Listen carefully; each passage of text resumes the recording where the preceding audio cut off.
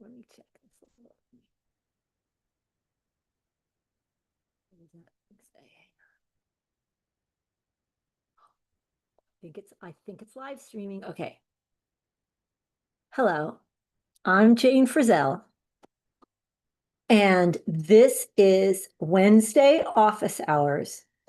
And this summer, for the whole summer, the topic is going to be on nervous or tense horses. And last week, I listed the 9 physical signs of a relaxed or loose horse.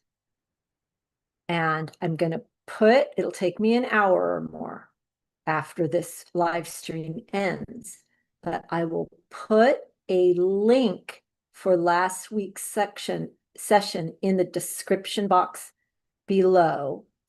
And I think I did it already, but I can't quite remember. There will be a playlist on this channel that will have all of the sessions that we go through this summer in one place on this topic of nervous and or tense horses. My teacher in Europe, the major, English wasn't his first language.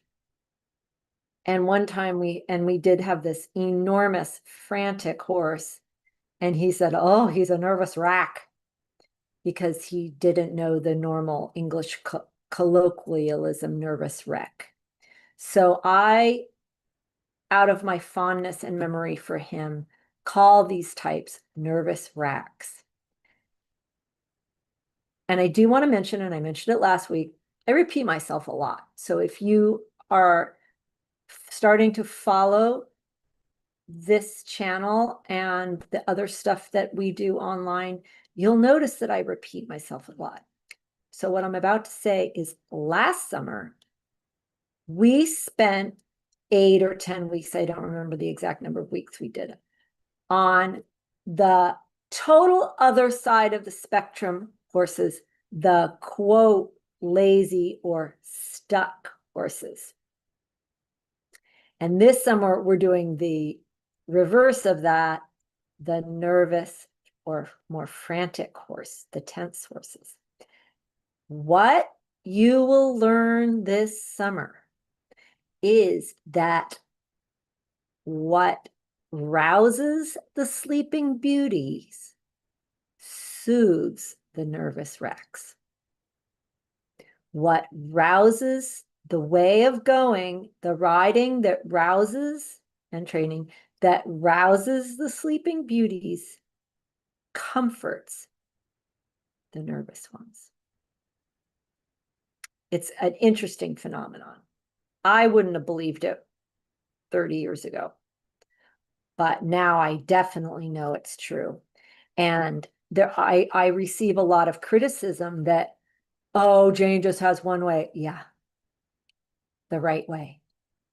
And it's also the way the masters spelled it out.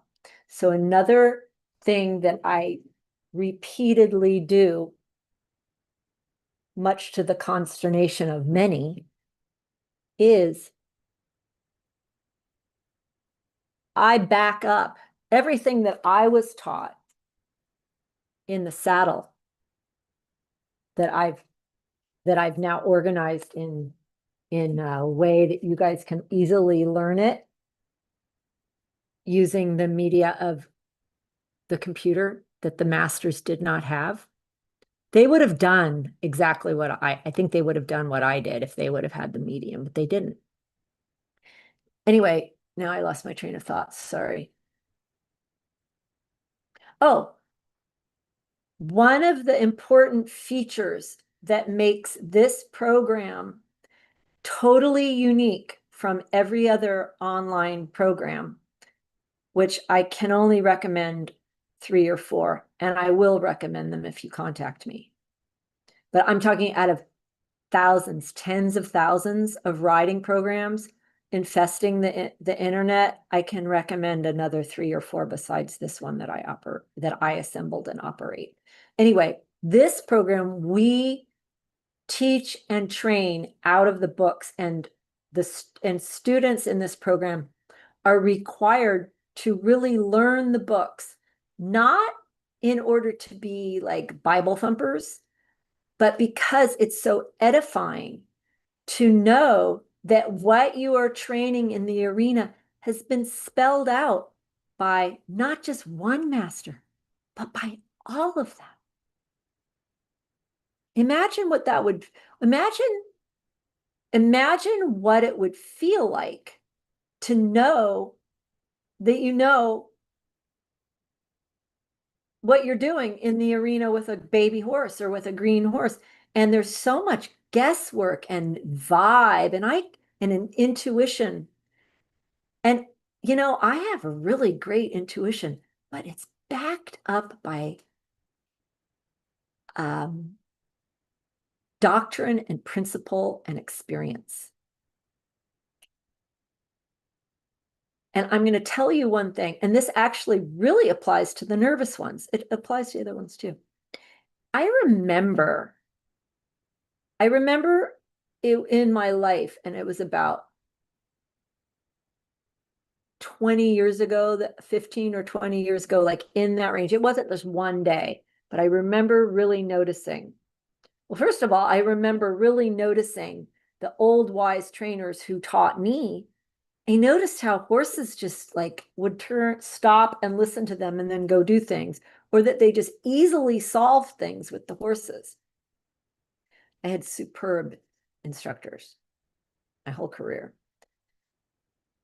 But what I started noticing about 20 years ago is I started noticing that I didn't have to struggle with the horses. There seemed to be some sort of smell coming out of me, or some je ne sais quoi, that they would just sort of go, oh, she knows. And they would just go, okay. Like it was much, much easier. It was in me and in them too. I can't really explain it, but I do know, and it's considered somehow wrong to know what you're doing. Like it's wrong to say that I know. If I don't know by now, then ugh. And yeah, I still learn things, but not the things that the internet thinks. Like it thinks I still have more to learn about riding a horse on contact and then to the bit. Not that many things I know what it is. And I'm sorry if I'm wandering a little bit, but this is still only session 2 about these nervous horses. And I want to give you guys some background. You must know what you will be doing that day. And remember that we are educating the horses. And too many people are approaching the horses like, let's be friends. Oh, you're nervous? Let me calm you. No, that's like when a boyfriend says, calm down. It's like, that is not going to work. What works is when we install or teach or explain a common language between the handler or the rider and the horse. Hopefully the best situation, and what top barns do display, is stable management is speaking the same language as the trainers, speaking the same language as the riders, and the horses also know the language. It's a language. It's a language of training. And the language is equitation. Equitation isn't a discipline in the hunter-jumper world. Equitation is a language. And it is the equestrian language. And it is, I wonder if I could easily find it in that French. Let me see it here. been looking for this book for days, and it's right here at my feet on the floor. The French say it so well, so why should I re-say it?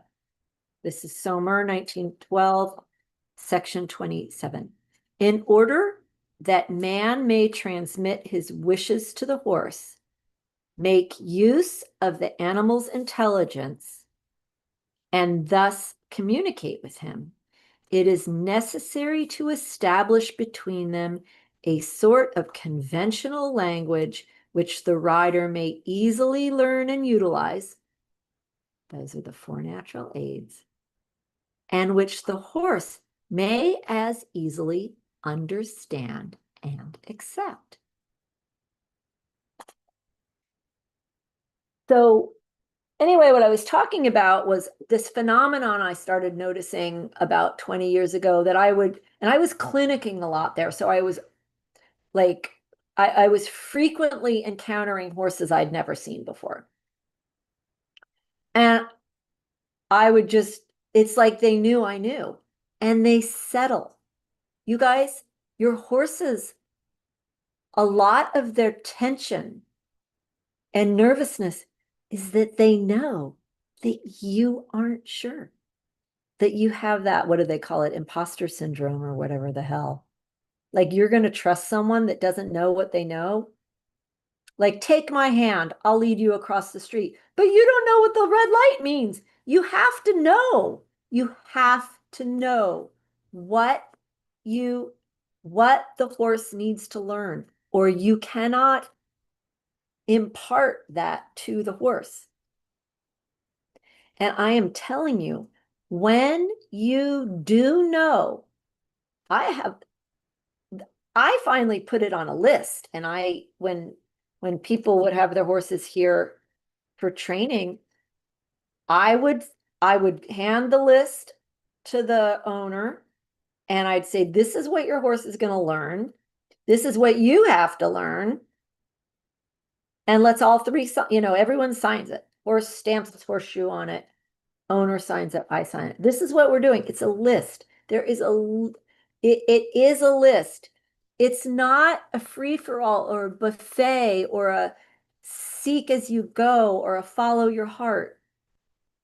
There are ideas, just as a young child learns how to form a line, learns how to have their partner in class that they hold hands with, and then they form a line, and then they all stop before the street and look both ways and don't cross the street without holding an adult's hand, all these kinds of things. And then they learn the alphabet, and then they learn to sound out words, and they've learned to count. And then they learn to count blocks. And then if there's this many blocks in this pile and this many blocks, now count how many blocks. They start to understand arithmetic. And it's gradual, but it's consistent. And there is a set of ideas that makes a horse successful. And it's not different between the disciplines.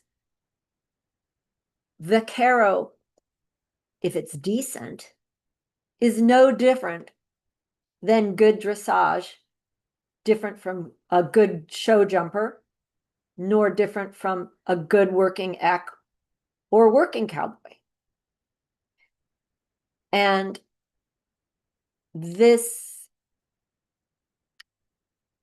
failure of the horse industry, the last, I would say, it's been really failing for about 50 years, but I think especially the last 30, and really the internet has done no good for horses.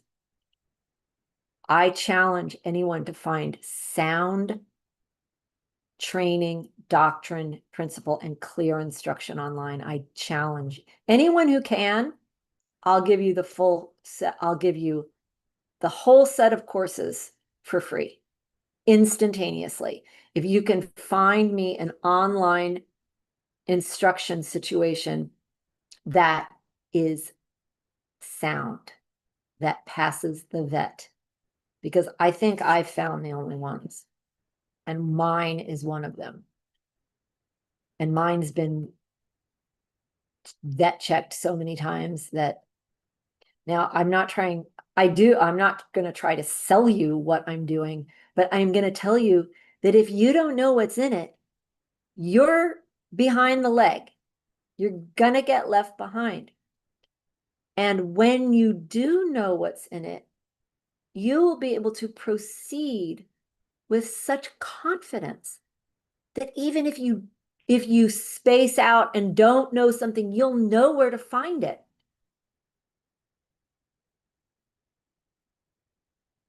And horses, if you're honest with the horse, I don't know that horse, what's the answer to that? The horse can accept, I'll find out what the answer is. But what most of you are wanting the horses to do is accept and perform when the rider doesn't quite know and does a handful of things wrong or their own way, which cannot work because riding is too simple a system to be able to handle errors in its basis. So I'm really hoping that some of you will find this section 27 I'm talking about in the French instructions, the classical French instructions. It's also part of Fort Riley, 1935, that explains the idea of this basis of an equestrian language and how we start to teach it to the horses. And those instructions are crystal clear. They're not some they are touchy-feely. It is a language of sensations. So it is very much about touch, but it's not the kind of touch that's going on. It's a language of touch. And it is a definite language, as I said, that is for all horses in all disciplines. I used to import many horses from Europe. And I was importing them for the market that I sold to was mostly amateur dressage women. And they were they were third level and above horses. And a lot of Prix St. George and above horses. And I ended up, I think it was, I should go back and look at the paperwork. 50% after some time, half of the horses that I brought over were jumpers or eventers, especially jumpers, amateur jumpers that weren't going to do the big tour. They were so beautifully trained in their flat work. They would be able to land on the plane and go do a Prix St. George in Wellington within weeks. And I don't mean 12 weeks. I mean like 3 or 4 weeks, like acclimate, see what palm trees look like. Okay, they're ready to go. So how is that a jumper horse would be